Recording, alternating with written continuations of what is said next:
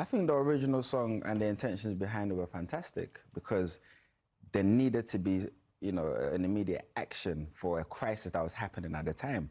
And, I'm immensely grateful for the British public for, taking money out of their pocket to actually donate to help the crisis. So definitely it was a fantastic initiative. My perspective is that, 40 years later, we need to start looking at, the results of what we've achieved over time and see how, I guess we can improve the model. Because from my perspective, it was great that we, on surface level, were able to help the people in need in Ethiopia. But over the period of time, if we still have to, rely on aid in order to, support countries in Africa for our crisis, I think we need to start revising it because we need to start being self-sustainable as a continent. And another kind of issue that I had with the original model was that they pick one crisis in one country and they paint the whole of Africa as one image, and I think that's very detrimental to the whole of the continent. Yes, we've raised in the short term, right, and it was fantastic at the time.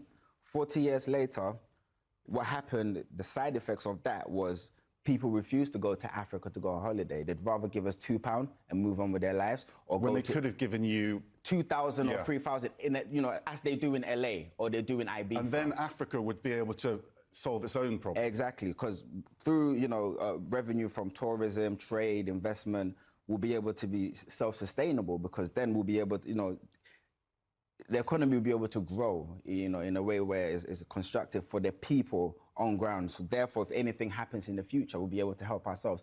And not just that, I feel like the consequences of it affecting our collective pride and identity really has been super detrimental to I guess the progression of the diaspora and the African continent. Because once you love yourself as a person, you want to know everything about who you are and where you're from. But because we've been so disconnected due to these kind of images, we've been disconnected from us, that we're disconnected from our problems. There's so many issues in Africa right now that the diasporans don't know about because they're so disconnected due to the fact that we're not super proud of who we are, due to what it's linked with. Over the past 10 years, the Afrobeats industry's gone crazy, booming.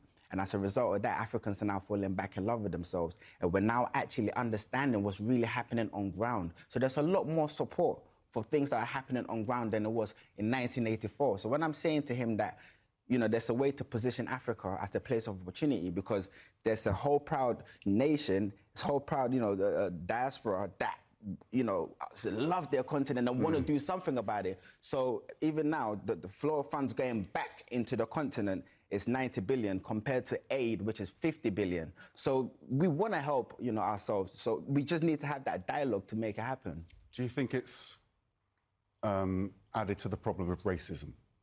Do I think it's added to it's bigger than, so I think the problem is bigger than Band-Aid. Let's be very real about it. But the only reason why it's on Band-Aid is because they announced a re-release. So for me, it's like, okay, cool. You're just feeding into the problem that we currently have. We're trying to change, the worldview of how people see us. So as a result, we need to show a positive side, which is our mission. We've even launched an educational app called Sona that allows us to tell the history of Africa and highlight Africa's contribution to the world. And I feel like, this job that we're doing is going so well that I feel like this new re-release is setting us back. Fuse, ODG, thank you so much. We'll be speaking to Bob Geldof later on the network. We'll be right back. Thank you for having me.